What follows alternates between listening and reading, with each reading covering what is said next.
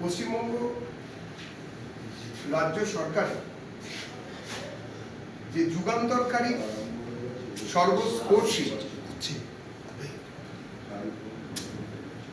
Budget হয়েছে, যে সর্বব্যাপী budget আমরা দেখতে পাচ্ছি সমাজের বিভিন্ন স্তরকে স্পর্শ করেছেন এই বাজেটের মাধ্যমে সরকার পক্ষ। আমরা ভারতীয় জনতা পার্টি পক্ষ থেকে পশ্চিমবঙ্গ সরকার, সেই সরকারের ভারপ্রাপ্ত মাননীয় অর্থমন্ত্রী ডক্টর শ্রী স্বপন দাশগুপ্ত এবং আমাদের রাজ্যের সম্মাননীয় মুখ্যমন্ত্রী শ্রী শুভেন্দু অধিকারীকে শুভেচ্ছা এবং অভিনন্দন জানাই। এই বাজেট শুধু একটি বাজেট নয়, এই বাজেটকে যদি আমরা বলি যে একটি যুগান্তরকারী বাজেট, তাহলেও বোধহয় কম বলা হবে। পশ্চিমবঙ্গের ইতিহাস যতবার যে কোনো বিচারধারার সরকার তারা যত রকমের বাজেট আজ অবধি পেশ করেছে, এই বাজেট মানুষের উত্তরণের জন্য, পশ্চিমবঙ্গের মানুষের আর্থিক উন্নয়নের জন্য সমস্ত পুরনো বাজেটের যত সীমা ছিল সেই সীমাকে ছাড়িয়ে নিয়ে গিয়ে একটা নতুন আঙ্গিক এবং নতুন দিশা দেখিয়েছে। সমাজের এমন কোনো জায়গা নেই যেখানে কিনা এই বাজেট স্পর্শ করেনি। বাজেট শেষ হয়ে যাওয়ার পরে, আমরা বাজেট ভাষণ শেষ হয়ে যাওয়ার পরে সম্মাননীয় অর্থমন্ত্রী এবং সম্মাননীয় মুখ্যমন্ত্রী তারা তাদের বক্তব্য রেখেছেন। আমরা দেখেছি যে রাজ্য বাজেটে বক্তব্য রাখার সময় রাজ্যের ওপর 8,55,000 কোটি টাকার ঋণ থাকা সত্ত্বেও রাজ্যের সমস্ত সামাজিক প্রকল্প অব্যাহত থাকবে, এই বাক্য উচ্চারণ করেছেন মাননীয় অর্থমন্ত্রী। 33% শূন্য পদে মহিলাদের জন্য 33% আসন সংরক্ষণ, অর্থাৎ রাজ্য সরকারি কর্মচারীদের জন্য যে শূন্য পদ, তার 33% মহিলাদের জন্য সংরক্ষিত করার কথা বলা হয়েছে। রাজ্যের 1 লক্ষ পদ পূরণ করা হবে অবিলম্বে, সে বিষয়ে জোর দেওয়া হয়েছে। Civic volunteer, civic police, green পুলিশদের আগস্ট 2026 থেকে মাসিক পারিশ্রমিক 2000 টাকা বাড়ানো হয়েছে এবং আমাদের দেওয়া অর্থাৎ বিজেপির পক্ষ থেকে প্রাক নির্বাচনী প্রতিশ্রুতি হিসেবে আমরা আমাদের সংকল্পপত্রে বলেছিলাম যে সরকারি পদে আবেদনের সময়সীমা বাড়ানো হবে, সেটা 2 বছর বাড়ানো হয়েছে। আপনারা শুনলে খুশি হবেন, অবসরপ্রাপ্ত সাংবাদিকদের জন্য মাসে 5,000 টাকা পেনশন দেওয়া হবে বলে এই জনমুখী বাজেটে সোচ্চার ঘোষণা হয়েছে। আমরা যারা রোজ সংবাদ মাধ্যমের প্রতিনিধিদের সঙ্গে কথা বলি, মুখোমুখি হই, প্রায় তাদেরই পরিবারের অংশ হয়ে গিয়েছি, আমাদের কাছে এই ঘোষণা একটি আনন্দের বার্তাবহ বটে। অবস্থায় কারাবাস করেছেন তারাও নির্দিষ্ট সাম্মানিক পাবেন, পেনশন পাবেন মাসে 10,000 টাকা। রাজনৈতিক মিথ্যা মামলায় শিকার হওয়া, আপনারা জানেন গত 1.5 দশক 15টা বছর ধরে বিভিন্ন সময় রাজনৈতিক মিথ্যা মামলা হয়েছে, সেই সংগ্রামীদের সংগ্রামী ভাতার কথা বলা হয়েছে। এছাড়াও সব থেকে বড় হচ্ছে রাজ্য সরকারি, আধা সরকারি শিক্ষক ও শিক্ষক কর্মীদের বর্তমানে 18% মহার্ঘ ভাতা অর্থাৎ ডিএ ও অতিরিক্ত 20% ডিএ দেওয়া হবে। তার মানে প্রায় 38%, প্রায় নয় 38% ডিএ অক্টোবর থেকে কার্যকর হচ্ছে। 50,000 শিক্ষক নিয়োগের প্রস্তাব, অন্নপূর্ণার জন্য 36,000 কোটি টাকা বরাদ্দ, উচ্চশিক্ষায় অবিবাহিত ছাত্রীদের জন্য এককালীন 50,000 টাকা সহায়তা, গর্ভবতী মহিলাদের জন্য 21,000 টাকা আর্থিক সহায়তা, পুলিশে 20,000 নতুন নিয়োগ, বয়স্ক বিধবাদের 500 টাকা ভাতা বাড়ানো, গিগ ওয়ার্কারদের জন্য ওয়েলফেয়ার বোর্ড, বিনামূল্যে মোবাইল চার্জ এবং পানীয় জলের সুবিধে ইত্যাদি। আয়ুষ্মান ভারত, নতুন স্পোর্টস ইউনিভার্সিটি, 2টি সম্পূর্ণ রিজার্ভ মহিলা ব্যাটালিয়ন, উত্তরবঙ্গে আইআইটি এবং আইআইএম, প্যারা টিচারদের জন্য মাসিক 5,000 টাকা সাম্মানিক বৃদ্ধি। এছাড়াও মহিলাদের জন্য বিনামূল্যে বাস পরিষেবার জন্য 550 কোটি টাকা বরাদ্দ। যারা সরকারি চাকরির প্রস্তুতি নিচ্ছেন তাদের জন্য এককালীন 30,000 টাকা।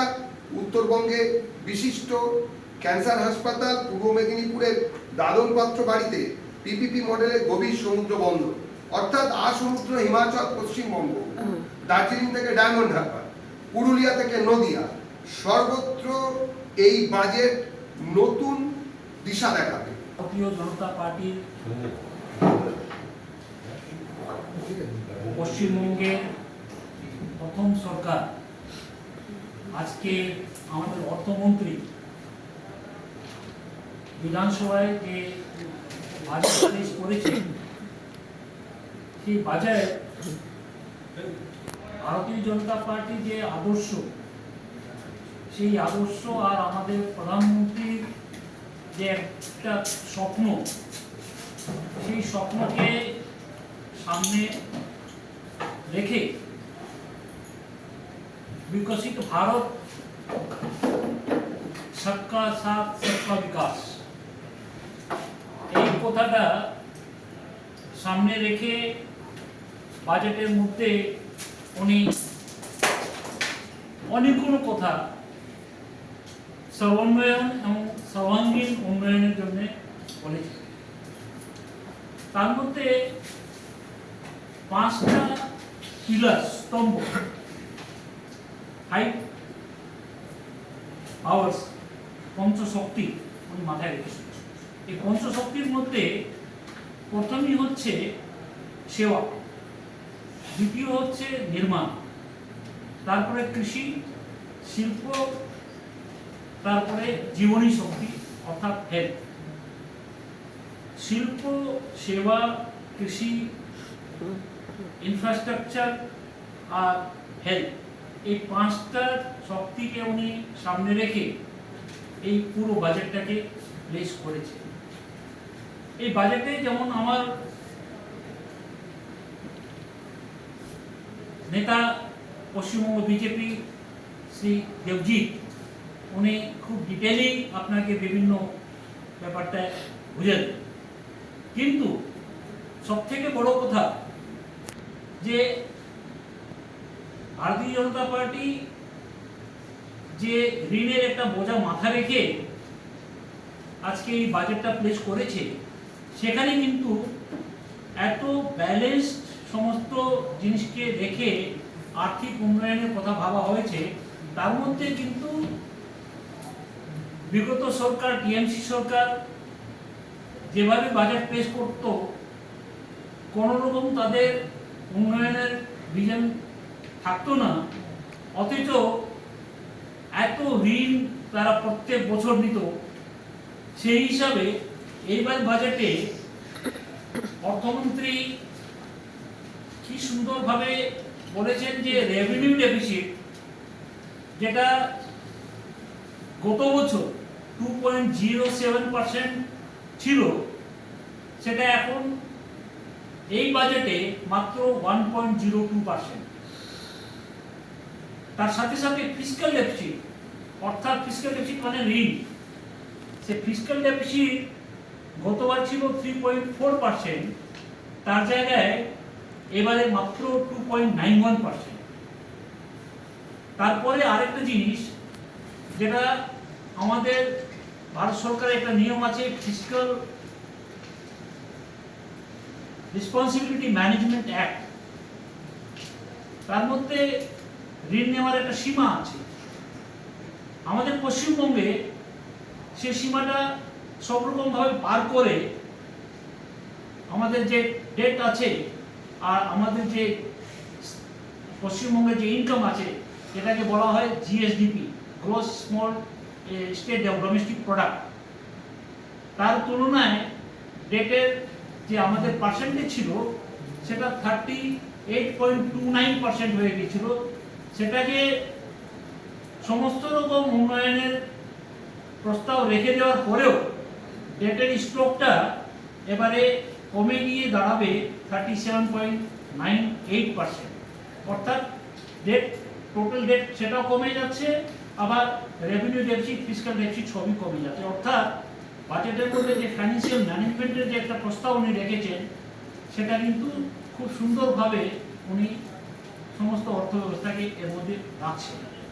যে বাজেট রাখা হলো আমাদের অর্থমন্ত্রীর তরফ থেকে পশ্চিমবঙ্গের ভবিষ্যতের জন্য, পশ্চিমবঙ্গের এখানকার 10 কোটি মানুষের জন্য, আমার মনে হয় যে আগামী দিনে এখানকার কৃষক, এখানকার শ্রমিক, এখানকার ব্যবসায়ী, এখানকার সমস্ত যে ক্ষুদ্র শিল্প আছে, এখানকার যে রুগ্ন শিল্প আছে, সেগুলো সব কিন্তু চাঙ্গা হয়ে যাবে।